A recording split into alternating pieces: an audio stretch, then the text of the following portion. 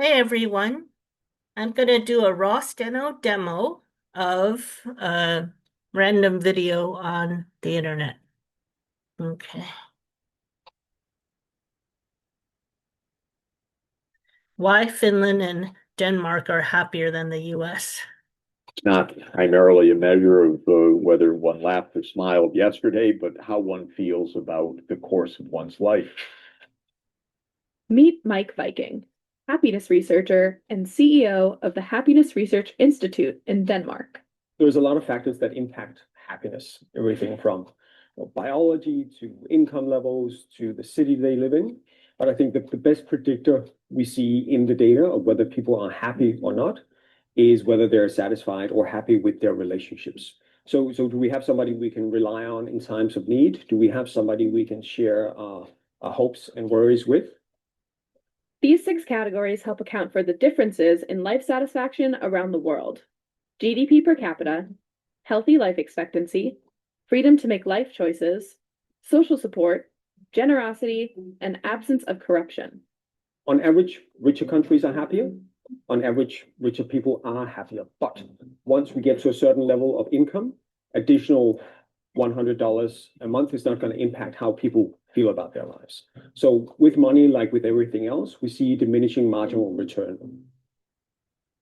And I don't know why I'm bringing up this quote because it's extremely corny, but there is a Kanye West song in which he says that having money is not everything, not having it is. And I do think that's true in the sense that when you don't have it, that's all you worry about.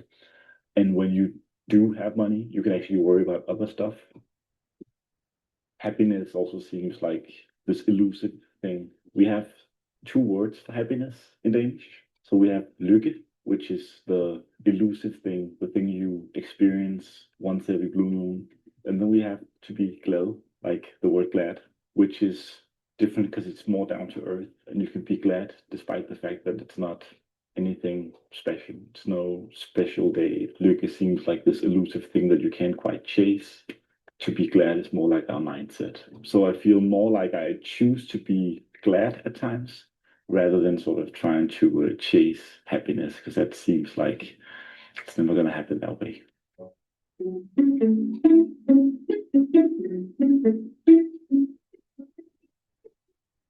Maria lives in Helsinki with her husband Duke and her 2-year-old son Luca.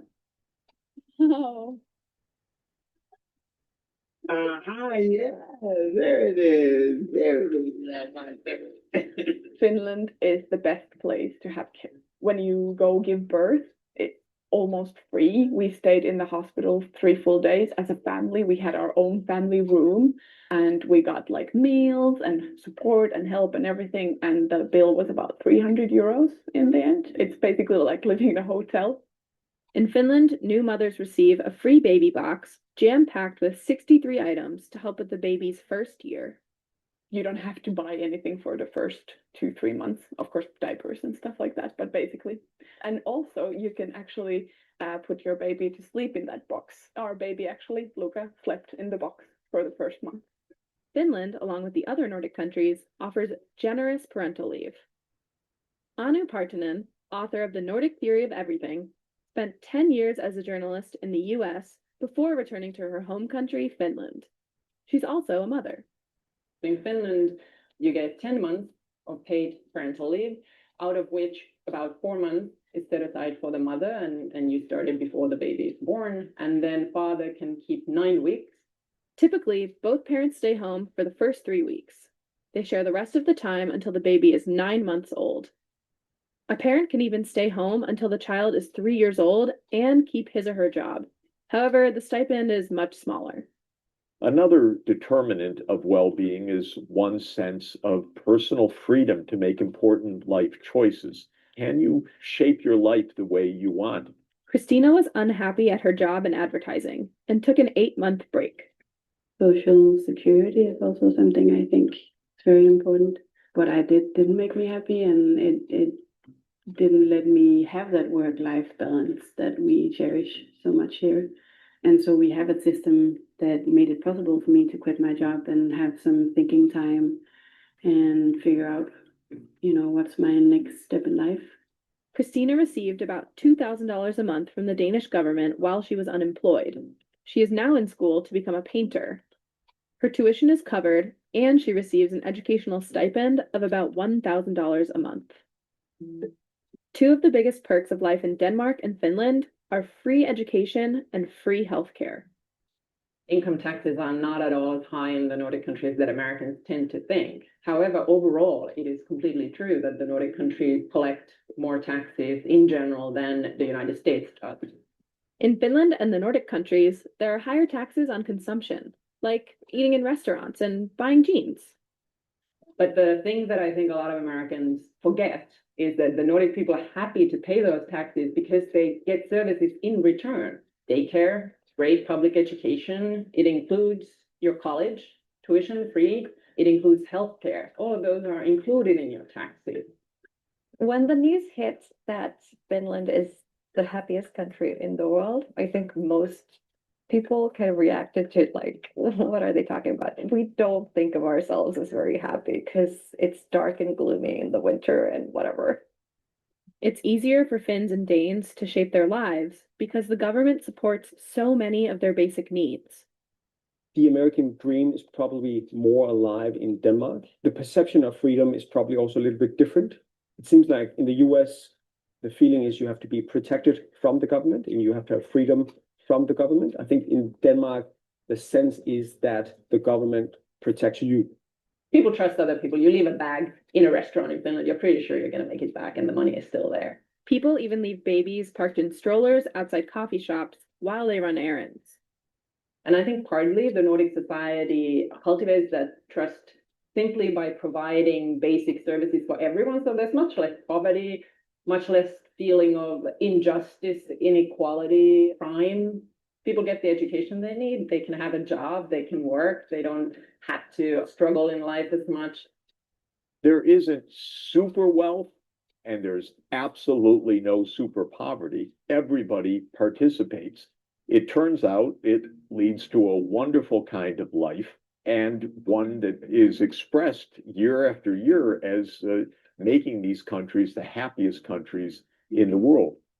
Monica and Alex are expats who live in Copenhagen with their two teenagers. Alex is originally from the UK, and Monica is originally from New York.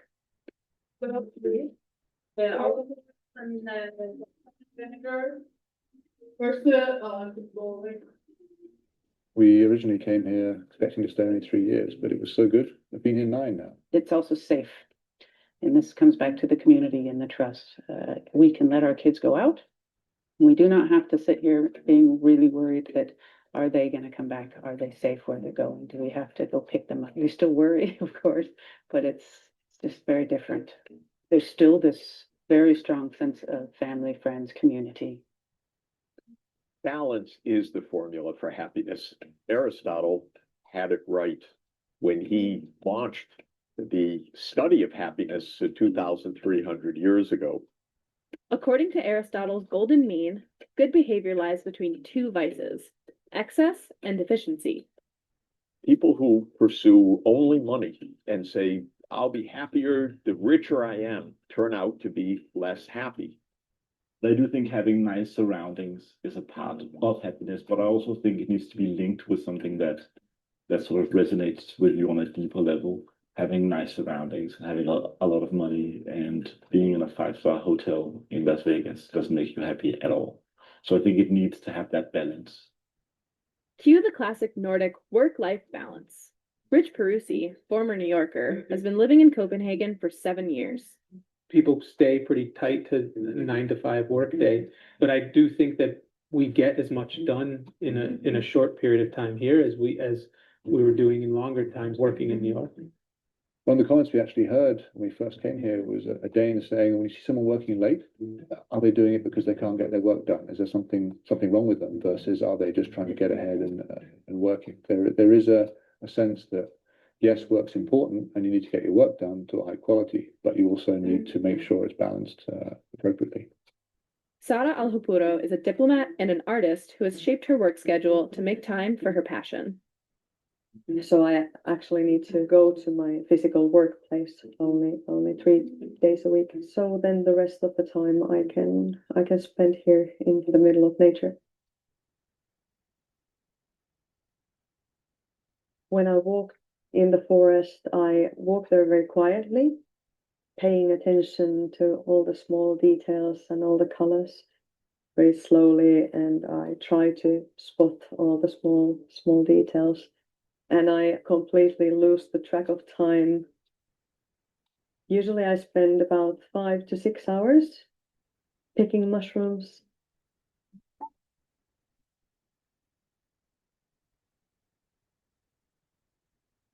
People don't make as much money in the Nordic countries as they do in the US.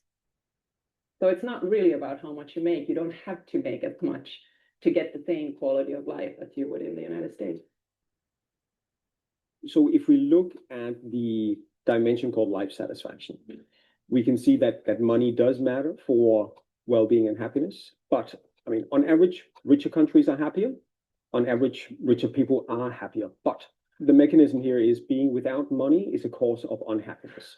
Not everyone likes to talk about money either. In Finland, it's been this kind of rule that you don't talk about money that much. At least, like, my parents basically wouldn't tell me how much they made, for example, if I would ask as a kid. It would be considered bragging if you would tell about how much you make, etc. People are happier when they are generous and when they feel that the society that they're in is a generous society. And then we find people want to live in places with decent government. If government is corrupt, if leaders are bizarre or autocratic or corrupt, the society is unhappy. In 2019, Finland elected the world's youngest serving prime minister, 34-year-old Sanna Marin. Danes are among the happiest people in the world, but they're not necessarily the friendliest. Lars A.P., author of Effing Flink and founder of the movement of the same name, wants to change that. So Effing Flink is a national movement. Our prime goal is to take Danes that are among the happiest people in the world, but also being the friendliest people in the world. Why are we doing this? Well, because friendliness and positive human interaction means so much to us. Science shows us that. And so we're trying to do that in all sectors and all realms that we can think of. Finland and Denmark both have populations of less than 6 million people. The US has over 330 million people. The Nordic countries are pretty homogeneous too. Do population size and diversity affect happiness? A lot of countries with relatively homogeneous population similarities among people ethnically or in terms of religion and so on are not very happy. So it's no guarantee.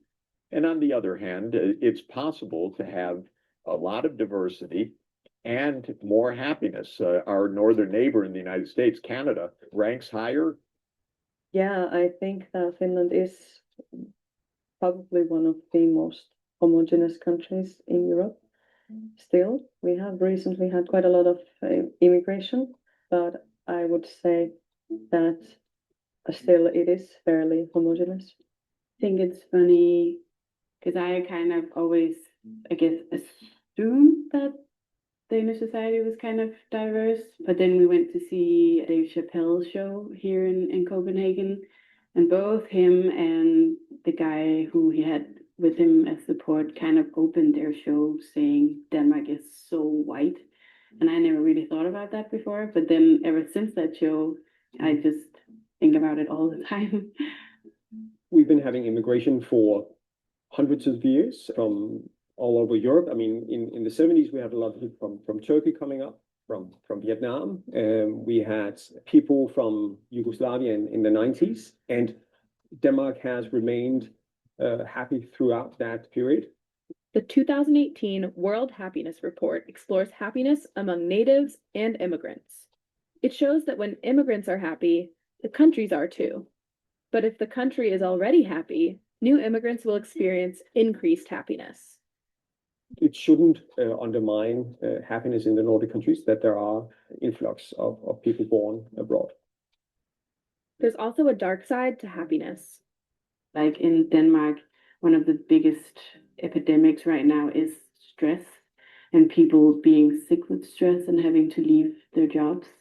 And people outside of Denmark didn't really understand what that meant. Like, what do you mean stress leave? But it might be that expectation to have a work-life balance here that stresses people out, that you both have to work, but you also have to take care of your family, you also have to be social with your friends, you also have to, you know, do this self-realization thing, hobbies and traveling, and there's so much you have to do in the same amount of hours, whereas maybe in New York or other places, you know that you're gonna work to 10 every day, so you don't expect to have the same balance, you know? It can be hard for outsiders to break into the Nordic cultures. The Danes have such tight-knit friend and family groups. It's not very natural for them to just include new people into their groups. It is a little harder when you come in from the outside to sort of become part of that group. We've had some great Danish friends, some met at work, but it is harder, I think, on that side compared to the UK and the US in terms of developing friendships. There can be serious side effects to maintaining high levels of happiness. Within the States, if you look at the level of life satisfaction, the higher the life satisfaction, actually also the slightly higher the level of suicide rates.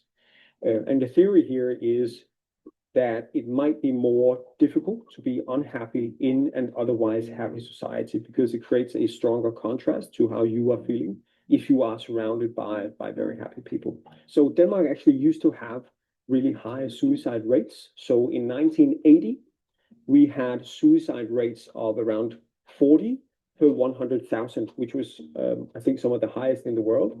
Now, fortunately, it's around 25% of that. So it's around 10 per 100,000. South Korea and Lithuania have some of the highest suicide rates in the OECD as of 2017. So fortunately, suicide rates have been reduced a lot in Denmark. Also in Finland, there's also been a great reduction over the past few decades. But still, it's not zero. So we still need to reduce that even further. Despite mental health challenges, a big part of Finnish culture focuses on overall well-being. Sauna is a sacred thing for Finns. I have like so many good memories about having these sauna moments with my family. Sauna is something that I suppose you kind of have to like and love as a Finn. As of 2018, there were 5.5 million people living in Finland and around 2.3 million saunas. My grandmother always used to tell us kids that we can't fight in the sauna.